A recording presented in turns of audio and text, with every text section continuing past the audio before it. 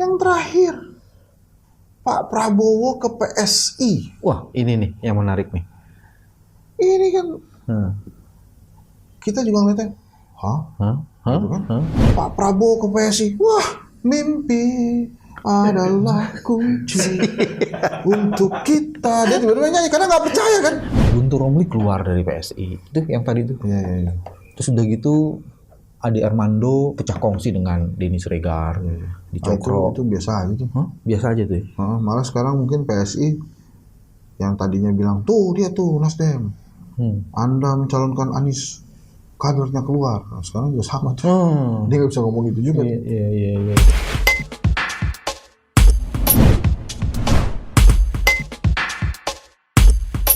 Bismillahirrahmanirrahim. Assalamualaikum warahmatullahi wabarakatuh. Teman-teman, terima kasih tetap di channel ini. Hari ini kita mau diskusi dengan Sohib yang waktunya ketat.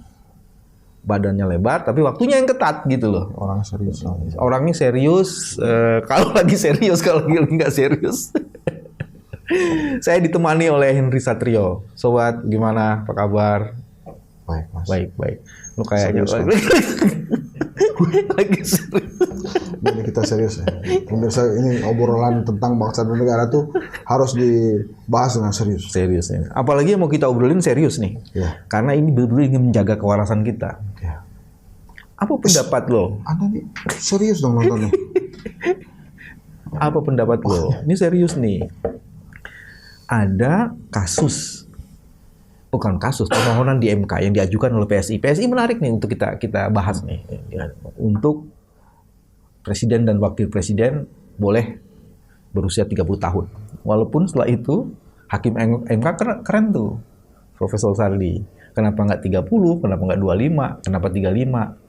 Dan DPR sama pemerintah kan udah tone-nya udah sama tuh sama pemohon. Ditanya lagi sama dia, kenapa nggak diputusin, ganti aja tuh undang-undang, kenapa mesti pakai MK gitu kan?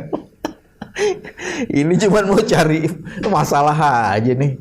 Jangan karena omnya kan nggak enak kan kalau gitu-gitu kan, nanti dituding kayak begitu ada omnya di situ. Omnya juga pasti nggak enak. Kan? Iya. Padahal ini kan nggak boleh gitu mestinya. Iya. Gimana? Saya jawabnya. Lo serius lo jawabnya? Nggak nih, gue serius. Itu tuh, gue tuh sampai hari ini ya nggak ngerti loh. Ada aturan umur threshold tuh ya. Karena kan itu menyalahi undang-undang dasar kan. Coba undang-undang dasar itu kan setiap warga negara Indonesia mempunyai kedudukan yang sama. Bukan itu, berhak dipilih dan memilih. Ya, oke. Lah ini sekarang kurang ajar kan. Begitu berhak dipilih, tunggu 40, tunggu 35. Ya nggak gitu dong. Maksud saya, kalau mau hak memilih dan dipilih umur sama. Lah iya dong. Semuanya nih, presiden. Lah iya kan di undang-undang dasar udah begitu, berhak memilih dan dipilih. Ya kan? Bang Bebe kan ahli hukum. Jangan ketawa-ketawa, ini serius ini. Equality before the law nih.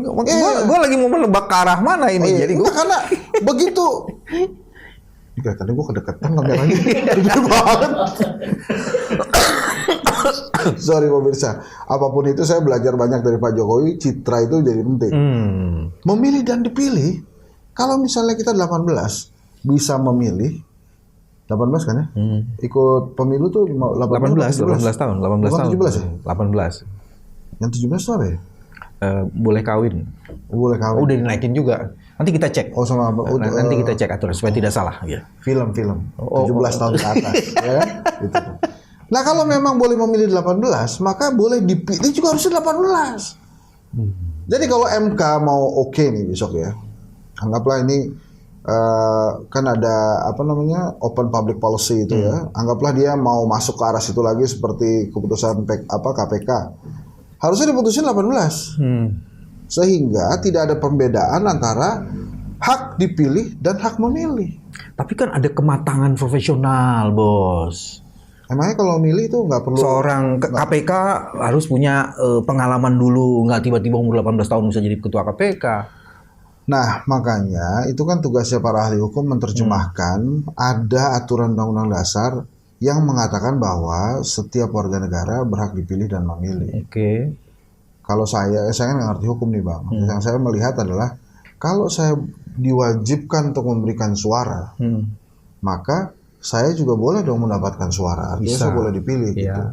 Nah maksud saya, masalah dia sudah pantas atau belum, itu kan urusan yang punya suara. Oke. Ada anak 18 tahun. Pasar bebas lah ya, Nah, ada tergantung. anak 18 tahun. Kemudian merasa bisa menjadi presiden. Ya terserah yang punya suara lah. Mau pilih dia atau tidak. Termasuk yang threshold 20%. Oke. Kok tiba-tiba orang mau dipilih harus punya tiket dari partai-partai politik? Berarti yang lo maksud tuh yang direct election ya? Iya. Kalau direct KPK election. kan tidak direct election. Ya, bukan. Ya Ini kan? direct election. Yang ya, direct election, terus pimpinan-pimpinan lembaga lain kan kalau, ada. kalau KPK kan kemarin ada harus 50, kecuali sudah pernah memimpin KPK. Belum cukup umur gitu kan? Terus kan ada yang mengatakan para ahli hukum kalau umur itu bukan ranahnya MK, itu kan open public policy. Gitu. Makanya sama gini. Iya. Nah maksud gue tuh apa hubungannya tadi dengan pencitraan? pencitraan. Tadi lu bilang pencitraan, tiba-tiba lu belok ke umur. Pencitraan gue ini. Nah tapi ini ada kaitannya. Kan digosipkan atau menjadi ini pindah lagi ya. Tadi itu yang pertama ya. Kalau menurut saya harusnya tidak ada batasan untuk direct election. Nah, untuk direct election. Kalau memang memilih 18 tahun, ya dipilih Dia juga 18 pantas tahun. dipilih untuk 18 tahun. Nah, jadi nggak usah dibatas-batasin. Masa orang mau dipilih harus ada syarat-syaratnya, termasuk yang threshold. 20% itu harusnya juga 0%. Kemudian ya kalau kemudian mau diwajibkan partai politik lagi, itu makanya banyak hal-hal yang menurut saya perlu tuh para ahli hukum tata negara membahas itu kembali. Nah, terus kemudian yang terkait dengan keputusan MK ini, kan ada isu yang sudah menjadi guncingan publik ya, itu bahwa akan dikabulkan tuh. Lu hati-hati lu, nanti kayak Denny lo. Oh iya. Jadi mesti di ini dong, diganti tuh. Kalau gitu tutup aja. Diduga. Oh, diduga. Atau dalam diskurs itu Ya, kan tadi gue kayaknya bilang ada gosip di kedai kopi. Iya. Di kedai kopi ya gosipnya. Gosipnya. Ya, gini. Diduga. Ini gosip-gosip itu menduga bahwa ini akan diloloskan nih 35 tahun. Walaupun kalau lihat pertanyaan hakim yang tajam itu kita mesti mikir, betul nggak nih diloloskin? Ya, kadang-kadang kan keputusan sama proses kan beda. Iya, beda. Jangan-jangan jaim juga kan? Nah, iya, misalnya menduga-duga nih. Oke. Ada partai politik yang mengusulkan itu. Walaupun ada Mas Emil Dardak ya, dia Demokrat tuh mengusulkan itu juga. Terus ada simpatisan-simpatisan yang lain. Tapi gini intinya diduga, banyak masyarakat menduga bahwa keputusan MK itu akan meloloskan itu. Jadi boleh tuh capres-cawapres 30 atau 30 Apa yang terjadi kalau itu boleh? Ya banyak anak muda bisa mencalonkan diri. Dari sisi itu? Dari sisi itu. Tapi kan yang paling berpeluang saat ini adalah Mas Gibran kan. Makanya ada gosip dugaan-dugaan. Nanti kalau ini diperbolehkan, maka Prabowo kan bersama Gibran. Jadi ini ada gosip yang ada beberapa titik nih, saya coba jahit ya. Gosip yang pertama kan katanya kalau ini lolos, berarti maka Gibran akan ke Prabowo. Padahal Gibran adalah kadernya PDI Perjuangan. Nah, dan bisa saja kan? Memang nggak boleh? Nggak boleh, dia harus keluar dulu dari PDI Perjuangan kan. Loh, kalau dikasih restu kan boleh. Kan jadi wapres bukan jadi capres. Kan udah ada Mas Ganjar. Itu kan capresnya. Maksudnya PDI Perjuangan main 2 kaki gitu. Iya, main 3 kaki kenapa? Oh iya, terserah deh. Tapi nanti ada kebingungan di kader itu. Jadi saya mesti milih siapa? Iya, gitu, betul. Kan? Nah, ini satu nih, Prabowo, Gibran. Ada gosip yang lain, kita pernah bahas juga kan, diduga Pak Prabowo sudah menawarkan kunci rumah nih kepada Pak Jokowi. Pak Jokowi jadi ketum. Nanti saya maju presiden bersama Mas Gibran. Itu kan dugaan cerita-cerita yang di masyarakat. Ngasih kunci ini luar biasa loh. Jadi bukan Golkar, bukan? Ya, bukan. Sabar, itu ntar nyampe situ. Iya. Kecepatan. Nah, begitu tuh. Nah, terus kemudian gosip selanjutnya kan, kalau begitu maka Gibran mesti keluar dari PDI Perjuangan. Siapa yang akan merekrut Gibran? Apakah Prabowo juga dari Gerindra? Menurut saya bukan. Nah, menurut saya ada satu partai lagi kan yang berusaha untuk diduga akan diambil alih, gitu kan? Oh. Yang isinya pendekar semua itu. Dan berpengalaman dalam sistem perpolitikan warnanya kuning. kita. Oh. Gitu ya. Sangat mungkin nanti Gibran kalau berpasangan dengan Pak Prabowo ini dikuningkan nih, diangkat kader oleh si Partai Kuning, dugaannya begitu. Sehingga mereka bisa berkoalisi dan kuat itu bisa. Kenapa menurut saya Gerindra atau Golkar, kita sebut aja deh, Golkar itu lebih dekat ke Gerindra dibandingkan ke PDI Perjuangan? Ada 3 alasannya. Satu, misalnya kalau di TV ini jangan disebut dulu Bang Hensat, kita akan buka setelah pesan-pesan itu. Ya. Itu TV komersial. Itu TV komersial. Ini karena ya begini-begini ya saya sebutin aja 3. Jadi yang pertama, alasannya Golkar lebih dekat ke Gerindra. Yang pertama, kalau dengan PDI Perjuangan, akar rumputnya Golkar ini sudah diajarkan berkompetisi dengan PDI Perjuangan puluhan tahun.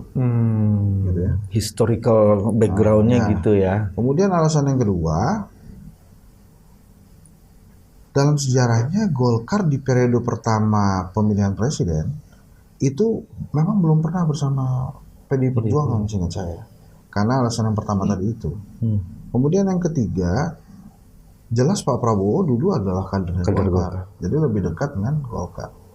Maka menurut pandangan saya, terawangan politiknya, kelihatannya Golkar tuh akan lebih condong merapat ke Gerindra. Nah, alasan yang keempat nih alasan tambahan ya. Bukan alasan yang ada-ada, bukan yang keempat.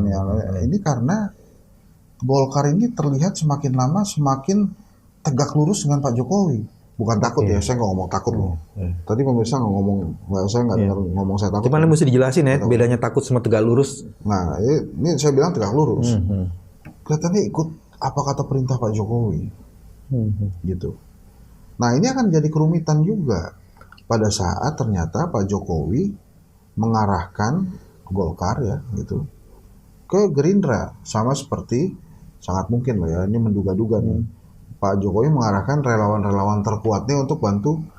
Itu di kepalamu asumsinya berarti Pak Jokowi bukan PDIP dong? Atau sedang... enggak. Pak Jokowi PDI Perjuangan. Tapi saat ini dia sedang coba dalam situasi untuk tawar-menawar dengan PDI Perjuangan. Kenapa saya katakan begitu? Nah, ini alasan selanjutnya. Sequence-nya seperti ada kekuatan besar sedang membangun atau menciptakan momentum politik untuk Pak Prabowo. Dan orang yang bisa menciptakan momentum politik untuk Pak Prabowo ini, yang mendinamisirnya Pak Jokowi. Semua Pak Jokowi. Gitu. Kenapa saya katakan demikian? Misalnya yang pertama. Tapi terus dia nih bargaining, mau lagi naikin leverage bargainingnya, ya, posisi bargainingnya di PDIP, terus kemudian bekerja sama dengan Golkar, itu kan kayak Golkar lagi cuma dipakai doang, jadi alat aja, lu kan nggak bener juga tuh kayak. Iya, nggak apa-apa, kan kita ngobrolin doang nih. Ini saya beresin juga nih. Ini mana tuh? Sequence untuk membangun momentum politik. Nggak usah serius-serius banget. Gue ngelihat lu serius, jadi gue jadi ikut serius nih. Nggak usah dicatat, ntar ditonton. Kalau podcast ditonton. Jangan dicatat. Walaupun lu ada di sini, nggak usah dicatat. Ntar aja udah selesai tonton lagi. Yang pertama, ada kunjungan Budiman Sujatmiko ke Pak Prabowo Subianto. Budiman ini sahabat saya, yang sampai hari ini saya tahu senang banget baca buku. Jadi ini orang pinter lah. Pada saat dia datang ke rumahnya Pak Prabowo Subianto, itu yang nyambut satu partai. Ada ketua umum, ada sekjen, itu minimal satu partai kan. Dan kemudian elit partai lah paling tidak kan? Ya elit partai, satu partai lah itu kan. Dan terus ada wartawan lengkap di sana, yang Budiman juga saya lihat di layar kaca itu kikuk tuh. Well organized lah. Ada wartawan banyak gitu ya. Tapi kalau sampai seorang Budiman yang saya tahu juga dekat dengan Pak Prabowo, dekat dengan Pak Jokowi dan Mas Gibran, datang ke sana disambut satu partai, itu nggak mungkin dia sendiri mau ke sana. Yang pertama, dia ini kan berseberangan sama Pak Prabowo kan, dia ini simbol perlawanan pelanggaran HAM, Pak Prabowo tuduhannya pelanggaran HAM. Jadi nggak mungkin lah dia kayak saya datang ke rumah Bas Bambang Wijoyanto di daerah Priok ini. Assalamualaikum Mas Bambang gitu kan. Sementara saya belum bikin janji. Paling Mas Bambang ngapain sih yang saat datang? Sama lah. Tapi ini disambut satu partai gegap gempita. Ada medianya. Ini saya tebak arahan. Jadi ini well organized dan sudah ada pembicaraan awal ya untuk mengkapitalisasi, membangun momentum. Kemudian yang kedua, pengangkatan ketua saya nih divisi UI, Mas Budi Aristiadi sebagai Menkominfo.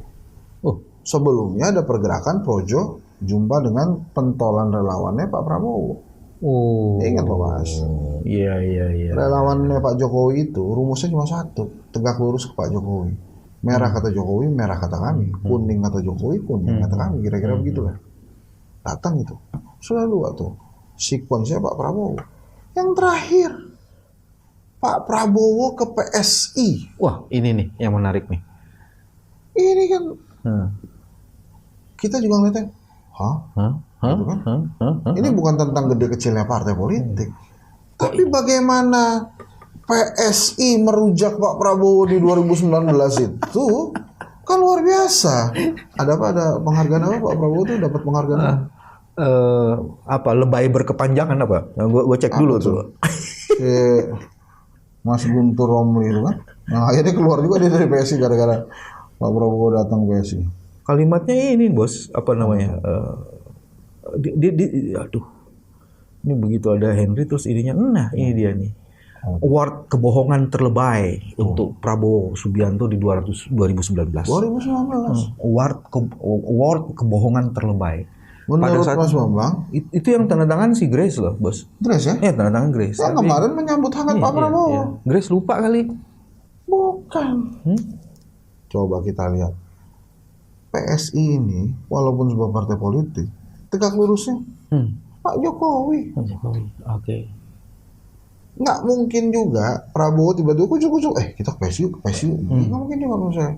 Secara politik itu sulit sekali tuh. Pasti ada arahan, Praps. Maaf Pak Prabowo.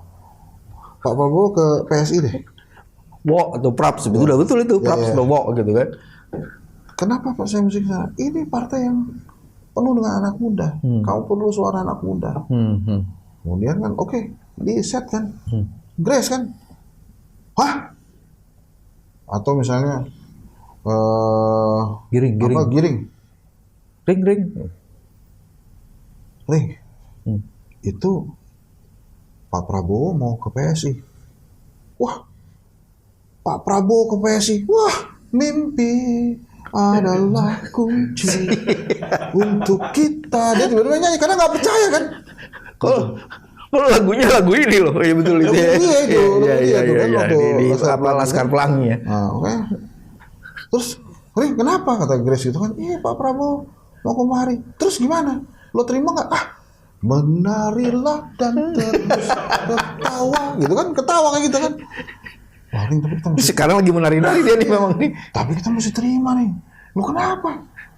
Pak Jokowi yang minta. Ini mungkin ya. Ini imajiner. Hah? Pak Jokowi yang minta. Wah. Apakah kita punya pilihan lain? Gitu kan? Kelihatannya nggak. Seolah-olah tanya. Itu kalau kita nggak nurut, bisa-bisa bro kita yang jadi wamen enak-enak itu bisa dicabut juga. Misalnya. Ya udah kalau gitu kita terima. Itu menurut saya sih sequence yang dibuat ya oleh orang yang sangat dihormati oleh Pak Jokowi oleh Pak Prabowo untuk membangun momentum politiknya dia dan dia percaya itu. Berarti Caimin disingkirkan. Bukannya disingkirkan, emang kelihatannya Pak Prabowo nggak sudi-sudi amat sama Caimin tuh. Jadi maksud lo apa kalau nggak disingkirkan? Ya diparkir aja. Diparkir aja. Karena ini ya menurut gue tuh sebetulnya tuh kejam loh. Caimin sampai sekarang tuh mengatakan dia tak akan memilih yang lain sebelum ada kejadian. Itu kan artinya setia banget Caimin. Iya, tapi kan gue udah pernah ngomong waktu acara di GBK, acaranya Bung Karno itu, PDI Perjuangan, PKB datang. Pak Prabowo nggak diundang. Ini kan sebetulnya Caimin ini kan diinginkan sebetulnya oleh Gerindra. PKB ini diinginkan karena untuk jaga suara Jawa Timur kan. Tapi kalau untuk berpasangan kelihatannya Pak Prabowo masih menunggu arahan gitu. Makanya saya tuh sering menyebut kalau kita kan Henry Satrio MSI, DR MSI gitu kan, atau atau ada lagi MBA gitu ya. Nah ini Pak Prabowo nih kelihatannya nih, mohon maaf Pak Prabowo ya, ini MIJ nih, Prabowo Subianto menunggu instruksi Jokowi. Gitu tuh, MIJ. Jadi dia belum mau memutuskan itu. Dan kelihatannya Pak Jokowi memang menunggu keputusan MK. Menunggu keputusan MK, dan baru setelah itu ada arahan-arahan lebih lanjut ya. Jadi itu makna ojo ke susu yang zaman dulu tuh begitu tuh, setahun yang lalu itu. Dia lagi nunggu nih kira-kira. Artinya kalau begitu, Gerindra akan berpasangan dengan Golkar juga dong? Iya, bisa terjadi seperti itu. Jadi ini kalau memang, nah ini tadi saya kan cerita bargaining position ya.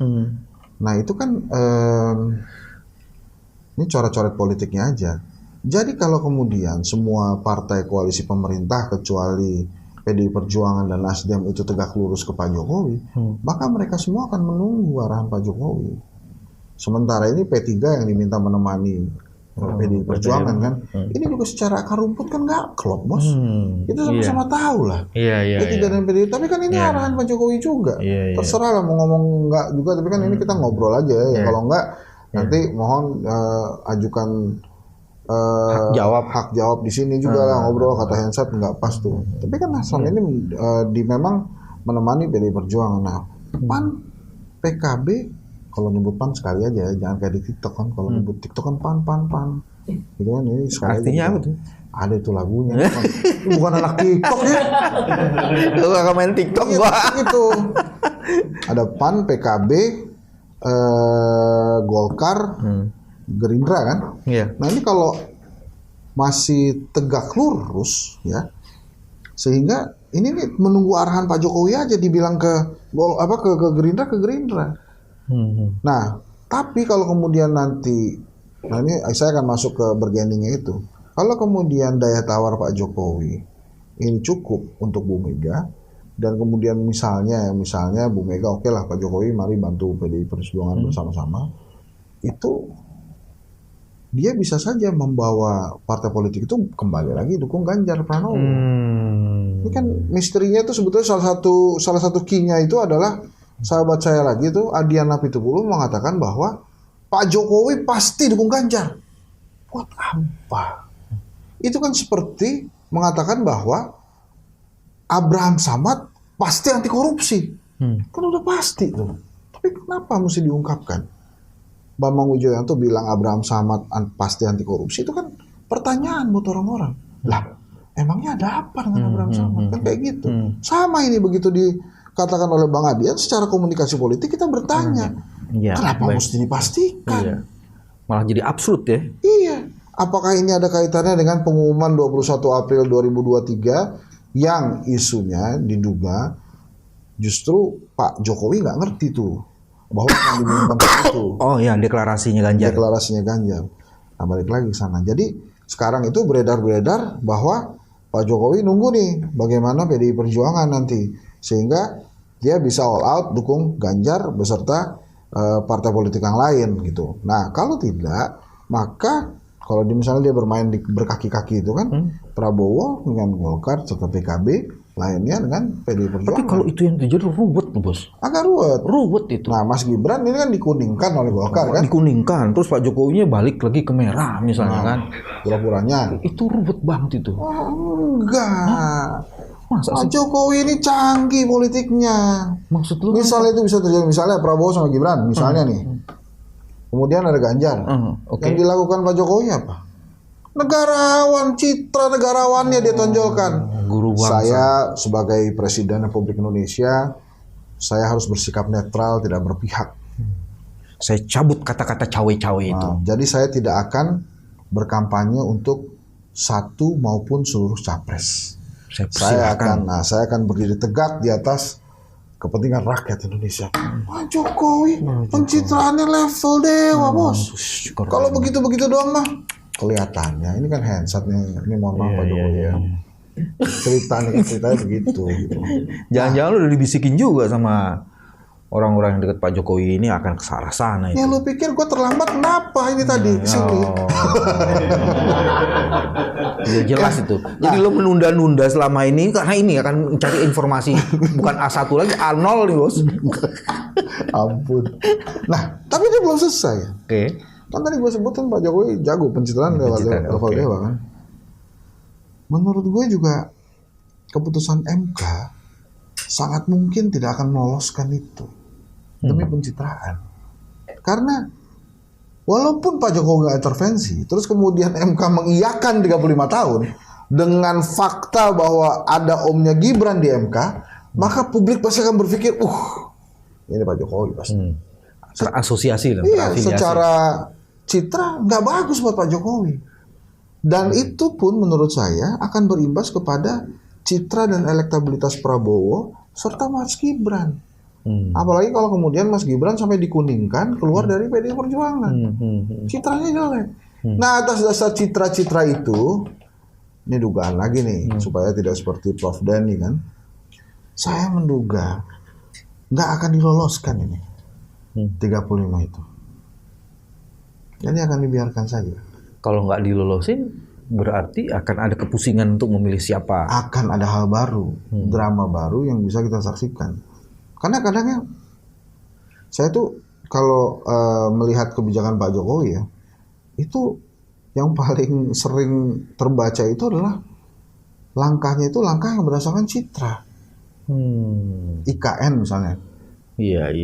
Kenapa begitu ngotot gitu ya? Terus kemudian ada perbincangan dengan Temasek Singapura, kemudian dengan China yang terakhir dengan Tiongkok ya.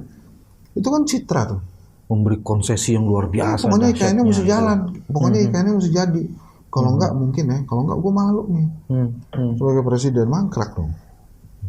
Itu sama dengan orang-orang dulu ya. Kalau udah punya citra mau bikin mega proyek untuk bisa mengenang dia seumur hidup dan sepanjang dunia ini, dia kerjain tuh. Iya. Walaupun tuh nggak begitu banyak manfaatnya bagi kepentingan publik. Nah itu diduga juga. Iya, diduga keras malah itu. Iya. Bukan diduga saja. Jadi itu bacaan yang memang ya kalau dibilang menduga-duga boleh. Tapi kan sebagai pengamat kita mesti coret-coret tuh ya. Ini kira-kira munculnya kemana nih?